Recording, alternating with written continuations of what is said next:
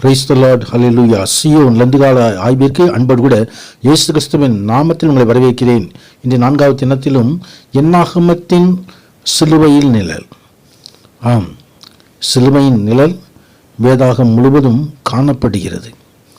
என்னாகம புஸ்தகத்திலே அந்த நிழல் எப்படி காணப்படுகிறது, அது புதிய ஏற்பாட்டில் எப்படி நிஜமாகிறது என்பதை மோசே தொடங்கி சகல தீர்க்கதரிசிகளும் எழுதிய வேத வாக்கியங்களில் நாம் அந்த சத்தியத்தை கண்டுகொள்ள முடியும். கர்த்தருடைய பரிசுத்த நாமத்திற்கு மகிமை உண்டாவதாக. ஆம், வேத வாக்கியங்களை ஆராய்ந்து பார்க்கும் பொழுது கர்த்தர் அந்த சத்தியங்களை நமக்கு வெளிப்படுத்துவார். இந்த என்னாகம புஸ்தகத்திலே ஒரு நாள் ஜனங்கள் தேவனுக்கும் மோசேக்கும் விரோதமாய் பேசிக் கொண்டிருந்தார்கள். வனாந்திரத்திலே சாகும்படி நீங்கள் எங்களை எகிப்து தேசத்திலிருந்து வரப்பண்ணினதென்ன என்று சொல்லி, இந்த அற்பமான உணவு எங்களுக்கு மனதுக்கு வெறுப்பாய் இருக்கிறது என்று சொல்லி அவர்கள் அந்த மோசையோடு அவர்கள் தர்க்கித்து கொண்டிருந்தார்கள். ஆம், கர்த்தர் எல்லாவற்றையும் கேட்டுக்கொண்டிருந்தார். கர்த்தருடைய கோபாக்கினை கடந்து வந்தது. கொள்ளுவாய் சர்ப்பங்களை ஜனங்களுக்குள்ளே அனுப்பும்போது அது ஜனங்களை கடித்ததினால் அநேக ஜனங்கள் செத்து போனார்கள். ஆம், கர்த்தருக்கும் ஊழியக்காரனுக்கும் விரோதமாய் பேசினபடினாலே அங்கே இந்த வாதி வந்து விட்டது. அப்பொழுது மோசே கர்த்தரை நோக்கி ஜெபம் பண்ணின பொழுது கர்த்தர் அந்த ஜெபத்தை கேட்டு அவர் ஒரு தீர்வை கொடுக்கிறார். இவர் கம்பத்திலே அந்த சர்ப்பத்தின் உருவத்தை செய்து தூக்கி வைக்கும்போது அதை நோக்கி பார்க்கிறவர்கள் பிழைத்துக் கொள்வார்கள் என்பதை அங்கே ஆண்டவர் அந்த மோசேக்கு வெளிப்படுத்துகிறார். மோசே கர்த்தர் கற்பித்தபடியே செய்து அந்த கொள்ளிவாய் சர்ப்பத்தின் உருவத்தை வெண்கலத்திலே செய்து அங்கே கம்பத்தில் தூக்கி வைத்த பொழுது அதை பார்த்தவர்கள் எல்லாம் பிழைத்து கொண்டார்கள். அவர்களுக்குள்ள விஷம் போய்விட்டது. அவர்கள் சுகமடைந்தார்கள். ஆம், இன்றைக்கும் அந்த சர்ப்பம் கிரியை செய்து கொண்டிருக்கிறது. ஏதன் தோட்டத்தில் கிரியை செய்த சர்ப்பம் காட்டு ஜீவன்களை பார்க்கிலும் சர்ப்பமானது தந்திரம் உள்ளது.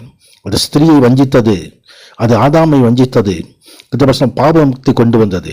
அங்கே கர்த்தர் ஸ்திரீக்கும் உன் வித்துக்கும் அவள் வித்துக்கும் பகை உண்டாக்குவேன், அவர் உன் தலையை நசுக்குவார், நீ அவர் குதிங்காலை நசுக்குவாய் என்று சொல்லி சிலுவையிலே ஏற்பட போகிறதான காரியத்தை முன்னறிவித்தார்.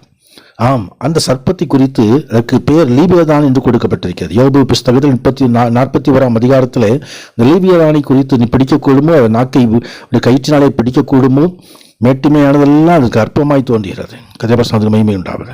லீவியத்தான் பாம்பை தேவனாகத்தாமே தமது பட்டயத்தினால் தண்டிப்பார் என்பதை ஏசாயா தீர்க்கதரிசி முன்னறிவித்தார்.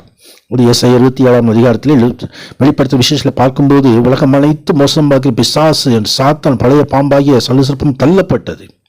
அதனோடு தூதர்களும் தள்ளப்பட்டார்கள். ஆம், சர்ப்பமானது மோசேயிலே வனாந்திரத்தில் உயர்த்தப்பட்டது போல மனுஷகுமாரனும் தன்னை விசுவாசிக்கிறவன் எவனும் அவன் கெட்டுப்போகாமல் நித்திய ஜீவனை அடையும்படிக்கு உயர்த்தப்பட வேண்டும். கர்த்தருடைய மகிமை. சிலுவை நோக்கி பார்க்கிற யாவரும் ரட்சிக்கப்படுவார்கள். சிலுவை நோக்கி பார்க்கிற யாவரும் அவர்கள் நித்திய ஜீவனை பெற்றுக் கொள்ளுவார்கள். ஆம், தேவ கோபாக்கினைக்கு நீங்களாக்கி நம்மை மீட்டுக் கொள்ளும்படியாக அவர் சிலுவிலே நமக்காக வெற்றி சிறந்தார். துணைத்தனங்களையும் அதிகாரியும் இருந்து கொண்டு வெளியரங்கு கோலமாக்கி சிலுவையிலே அவர் தேவகுமாரன் வெற்றி சிறந்தார் என்பதை அப்போஸ்தலர் கொலோசியர் நிருபத்தில் எழுதி வைத்திருக்கிறார். கர்த்தர் நாமத்திற்கு மகிமை உண்டாவதாக. வெற்றி சிறந்த தேவன் நமக்கு அந்த வெற்றியை தருகிறார். நாமும் கூட அவரை நோக்கி பார்க்கும் பொழுது அவரை நோக்கி பார்த்தார்கள்.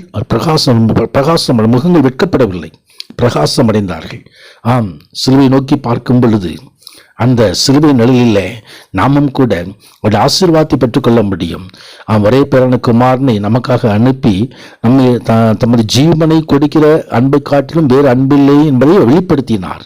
1 யோவான் 4:9 அந்த காரியம் எழுதப்பட்டிருக்கிறது. இந்த சிலுவை நோக்கி பார்ப்போம். மகிமையான கர்த்தர் நித்திய ஆசீர்வாதம் நிரப்புவாராக. ஆமென், ஆமென். God bless you.